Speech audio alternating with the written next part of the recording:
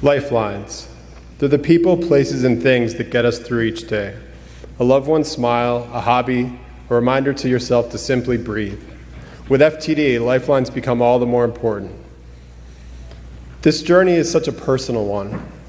No one size fits all, and we know that not everything you see and hear in this session will work as a lifeline for you.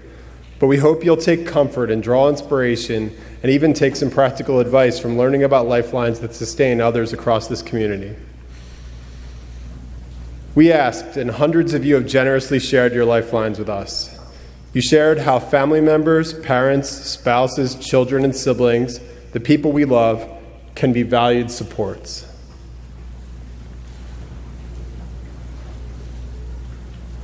And so on these screens, we're going to share tag clouds that are from what people share with us. If you can't read everything, don't worry. We're going to share them after the conference as well. You also shared the power of connecting, of relying and helping others, including friends, colleagues, and professionals.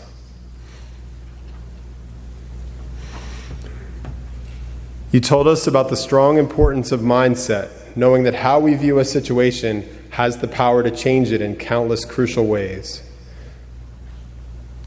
Many of you also described the power of faith to sustain you, to help with the difficult challenges and questions that can be raised by this journey. You shared the power of staying active and taking action. And you shared the power of specific resources that can help with this journey.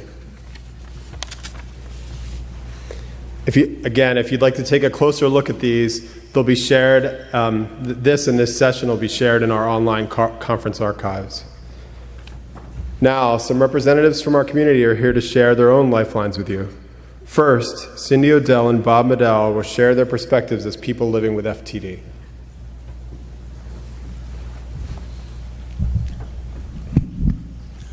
Well, my name's Bob Meddaugh, and I was diagnosed in 2006 with FTD. So I've been declining slowly, but my lifelines, which probably have kept me going, are my wife, Kathy, who is not here. She was in the emergency room today. She has a fatal, progressive, non-treatable disease that only women get. So she was diagnosed maybe 6 months before I was. So we both have these fatal, untreatable things. Unfortunately, she has an FTD person as a caregiver. So all you caregivers, I understand being a caregiver, but imagine being the other way around. It's really hard for her, and she's stuck in bed right now. So, and then also my two children. My daughter Kelly, who's sitting right out there, she flew from Philadelphia to meet me in Minneapolis so we could fly out here together, so I wouldn't be left alone terrorizing LA. And so developing while you still can, because as we progress, we lose our ability to do that, the social interaction and the ability to meaningfully interact with people, we need to try to set that up as soon as we can. And I know initially when we're told we have FTD, you don't believe it. I got up and walked out of the neurologist's office thinking it was all what she was saying. It wasn't. So over the years, I have, in addition to my family, you folks are my lifeline. All the FTD people here that I have met over the years and in online groups and FTD groups, I'm in the think tank. So I've had a chance to meet people around the world without leaving my house in Des Moines, Iowa. So anytime I can call or email or message or whatever somebody and ask a question or help them out with it. Maybe they have a question. and so we can be lifelines for each other. The Comstock Grant Program, as my daughter is filming me with my iPad that I got through a grant from AFTD. It's just everything that we can reach out and try to touch another. I figure my mission in life, what's left of it, is to try to bring this disease in front of as many people as I can. I speak at the medical college in Des Moines, usually every year following the day my neurologist. So here's a real life person with dementia. When you get into practice and you have somebody with weird symptoms, don't give him psych meds right away, or send to somebody else. Think and send him to a neurologist and find one who actually knows about FTD. There's lots of neurologists who know less about FTD than the gynecologist. So it's, as I think all of us will agree, it's bad when you go to the doctor and you have to know more about your disease than they do. So with that, I will turn it over to Cindy, and she can tell you her lifelines. I apologize. I do have FTD, and I don't remember things very well, so I may end up reading this. And in coincidence, Bob and I are the only two in our support group, I believe, that are also full-time caregivers. My husband happens to have Alzheimer's, and I'm his full-time caregiver. Not trying to get sympathy, but when my doctor gave me the diagnosis of FTD, he said, go home, start working on your bucket list, and promise to walk at least 1 block a day. No, that wasn't much help. I already knew that because I'm 3rd generation of dementia, probably FTD, but it wasn't known about back then. I was a caregiver for my grandmother, my mother, and my aunt, all who died from it. I knew what was coming, and I sure wasn't going to go home and sit there and wait to die. I knew there could be life after diagnosis, and I was determined to give it all I got. I began by finding out everything I could about FTD, and I eventually found the AFTD. I learned a lot on their website and was impressed with all their efforts. I knew I had found a good source of information and support. They are definitely my first lifeline. They told me I wasn't allowed to turn this into a commercial for the AFTD, but how could I not mention them? From there, I joined a couple FTD support groups. One of the best results was being invited into a private group that is limited to only those with the disease. You want to talk about a lifeline? They're my friends, they're my family. They help me through bad days and celebrate the good ones. They understand me and the trials of FTD better than anyone else can. They have become, like I said, my family and my friends, and I don't know what I'd do without them. I have always been a writer, and I started writing down my feelings and frustrations with the FTD just to get them out. This evolved into my weekly blog, FTD Doesn't Bring Me Flowers. Now I try to write from a dual perspective, as one with FTD and as a caregiver, as I mentioned earlier, of my husband with Alzheimer's. I keep writing because of the messages I get back from people about how much they've helped, both from caregivers and from others with FTD. Maybe, just maybe, I'm one of their lifelines. Many of us have been through this, but 4 years ago, a social worker based solely on those memory paper tests that they give us called me at my home and told me there was nothing wrong with me. I did not have dementia. I did not even have MCI, which is mild cognitive impairment. I was so angry and upset that I felt like I was having a nervous breakdown. We live in a small town in central Pennsylvania, but I was lucky enough, I live in a little village outside a small town. And in my little village, I managed to find a psychologist who specialized in dementia and geriatrics. She not only pulled me out of that crisis, but she has continued to help me. I still see her usually only once a month now, unless I have a crisis and need her. She's always there for me. She even suggested a way to, cooking and baking was always important to me. She found a way that I could follow recipes again. I mean, that's not what you go to a therapist for, but it sure improved my quality of life. Better yet, I learned that there's nothing wrong with reaching out for help when you feel, and there's no reason to feel embarrassed. Yes, I see a therapist, and I'm not embarrassed about it, and I encourage everyone else to seek help.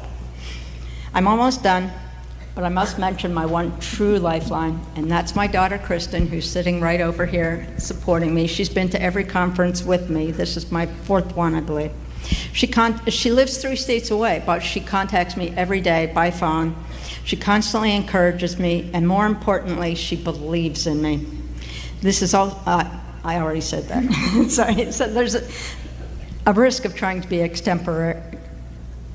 You know what I'm trying to say. Sorry, I do have FTD. I know that FTD will continue to slow me down, but as long as I can, I will keep advocating and educating people about this disease with the help of my 4 lifelines. Thank you.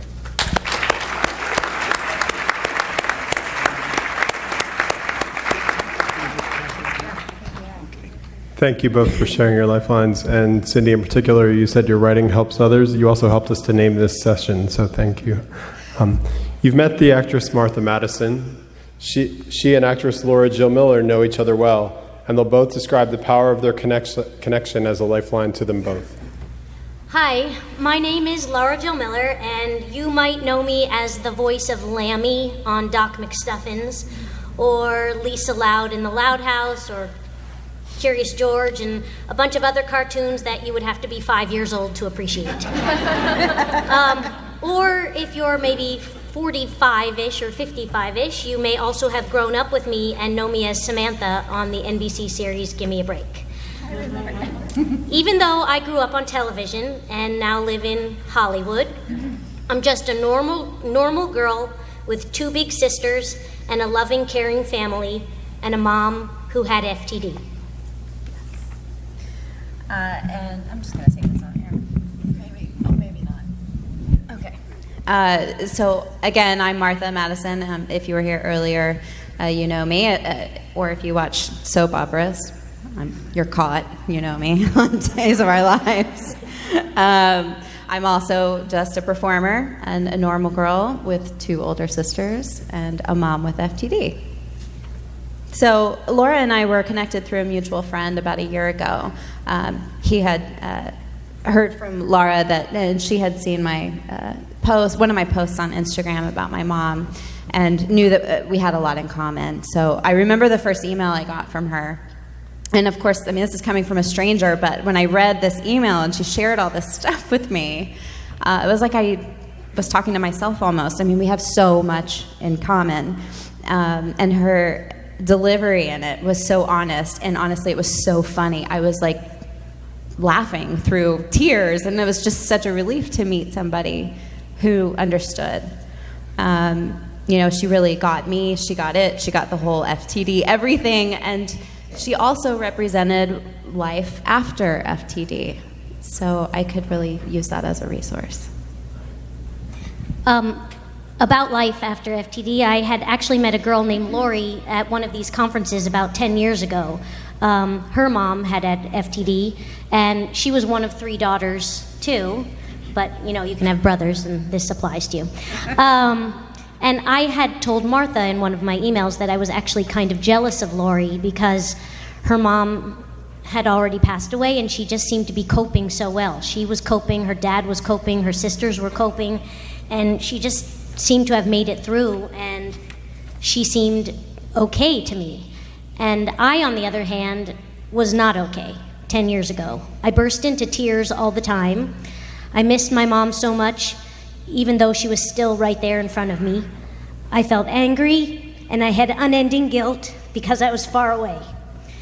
I was worried and scared all the time about my mom and about my dad's health, and what would happen to my mom if something happened to my dad.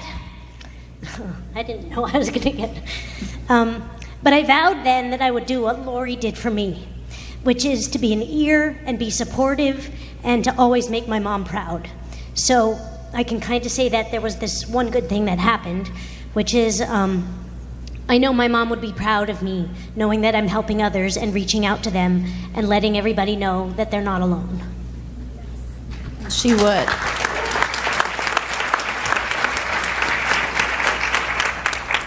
And Lara Jill did this for me.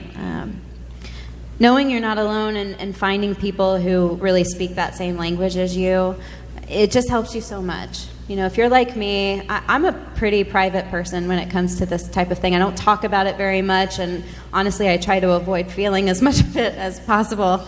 Because the deep, dark stuff it's hard to deal with, and don't always want to tap into that. So it's incredibly liberating to find someone who has been there and done it, and you can say exactly what's on your mind without having to explain it or, apologize for it. And even with her, you find the humor in it. She gets it. And was wonderful. I did get it, and I'm here to say that it's been 4.5 years since my mom died, and I can finally start remembering her before. And that I don't burst into tears every time I talk about her. But I said every time, so this wasn't one of them. And because I do cartoons all the time, I'm always asked to do the voice. So now I'm using my voice to say thank you. Thank you to the caregivers, like my daddy. Thank you to the doctors and scientists out there. Now, go out and change the world. And to all of you here, you are brave, you are caring, you are bold, and beautiful. Oh, wrong soap opera. Yeah. That's the wrong one. These are the days of our lives here. So let's all spread awareness, advocate, teach, and love one another. I'll forgive you. Well, I don't do voices or accents, and I'm not a doctor, although I would like to play one on TV if anyone needs one. I'm for hire. Anyway, each of us we all have our own unique experience with FTD, and sharing each and every one of them, all nuances and all, is critical in the continued education of the public, as well as the medical community. Advocacy, education, fundraising, these are the necessary steps to get the kind of medical results we need.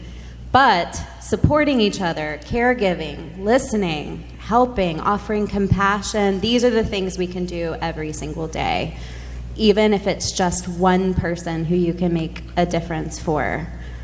That's an enormous impact. So you may make some friends along the way, which is good.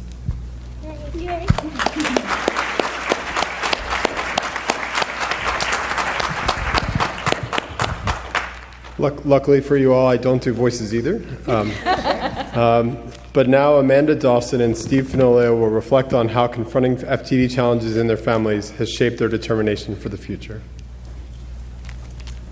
Thank you. Hi, I'm Amanda Dawson. My dad's name was Steve, and tomorrow would have been his 65th birthday. He was a caring and compassionate physician, and he was the best dad ever. He was my hero. But somewhere along the way, in the prime of his life, he became someone we didn't recognize, which led to the disintegration of our family. We found out after my father died that he carried the MAPT genetic mutation for FTD, BV-FTD, a mutation that was highly penetrable and autosomal dominant, meaning my three brothers and I, my best friends and I, each have a 50% chance of inheriting the same genetic mutation that caused FTD to progress in my dad and my aunt and my grandfather and in who knows how many generations of family members before us. A mutation that has robbed my parents and my grandparents and my ancestors of their dreams. A mutation that has robbed my father of the gift of knowing his grandchildren. I've been thinking a lot about Lifelines lately because my husband, Dominic, who's here, and I are expecting our first child in August. I have a very literal lifeline inside me that feeds our son the nutrients he needs to grow and be born a healthy baby. and I've been dreaming of him and his life and what it will be, a life that's full and happy and healthy and free. I don't know what the future holds for my brothers or for me, but I do know this. Our son does not carry the MAPT genetic mutation. Neither will his siblings. The future generations of our family will be free of the destruction that this disease has caused in our family, and they'll be free of it forever. But we're not all free yet. What about those of us who either have the disease or carry a genetic mutation, knowingly or unknowingly, or those of us who love someone with the disease? We all share in this room the same dream, the dream of a future without FTD, a world free of FTD. My lifeline is the presence of brilliant minds and passionate advocates and heroes all around us who are working hard every single day toward a cure for this disease. The people who help me bridge the gap between despair and hope because they believe that we can end FTD. These heroes are my lifeline. People like Dr. Miller, who is a champion of FTD patients because he understands the devastating impact of this disease on patients and families. He was the first expert I ever spoke to on the phone, and he was not shy about his ambitions. He and his team want to cure this disease, and they're going after it with full force. He gives me hope. People like Dr. Ghoshal at Washington University in St. Louis, Dr. G, who's dedicating her life to understanding the tau protein. She thinks that families like mine will have treatments in 3 to 5 years. She was recently telling me about a photograph of Dr. Alzheimer in his lab, taken over 100 years ago with his colleagues in Munich. When Dr. G and her colleagues visited that same lab during an international FTD conference a few years ago, they recreated that historical photo with some familiar faces.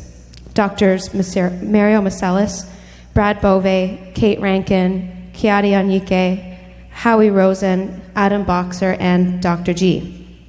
These are the faces of the brilliant minds who want to find a cure. They give me hope. People like my brothers, Paul Michael and Matthew Dawson, who can't be here today because they're in St. Louis getting their 5th lumbar puncture in the past 60 days to participate in Dr. G's study and contribute to the body of medical research that will one day lead us to a cure. Yesterday, my brother Michael got a spinal tap for his 30th birthday. They give me hope. People like my friends Amy and Melissa from Portland who are here today. The children of parents with FTD who advocate and support and don't give up fighting the good fight. They give me hope. People like my mom, who's here, who could easily feel sorry for herself for having a late husband with FTD and 4 kids who are each at a 50% risk of inheriting the disease, but instead emboldens us and encourages us all to be brave. She gives me hope. People like my husband, Dom, the most positive person I know, who in my darkest moments reminds me that no matter what life throws at us, we will get through it together. He gives me hope. And people like you, all of the generous donors, AFTD staff, family members, and people living with FTD. People who work hard to spread awareness about FTD and participate in research. People who advocate for your loved ones and for yourselves and for all of us. People who dare to dream that one day FTD will be a distant memory. You are the living example of courage and grace. You are my lifeline. You are my hope. And you give me a great deal of hope. So, thank you.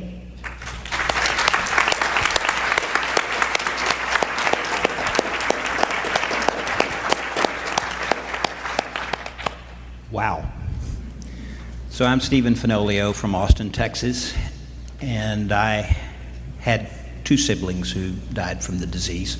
Both died at the age of 57, and our mother died at the age of 57. My lifelines are in this room. My lifelines are the caregivers that I am fortunate to host for a caregiver group in Austin, Texas. We're all here because of a loss, a common loss. We work, We laugh, we cry, we fall down and we get up, fighting this unbeatable foe. My caregivers, all of you in this room, know that. And yet you go on. There's a common saying from a cowboy in Texas that goes like this. There's a hell of a lot they didn't tell me when I joined this outfit. And that is so apropos for everyone in this room. You didn't sign up for this. No one told you about it. And you're here. You put your life on hold. You put your family on hold. You put your plans on hold to fight this disease. And you found a resolve that you never knew you had.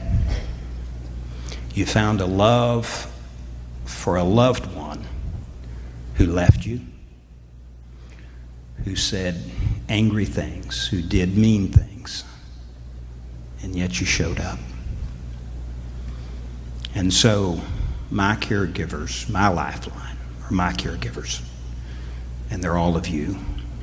And united one day, we don't know when, but one day we'll have a victory and we can toast. God bless you all.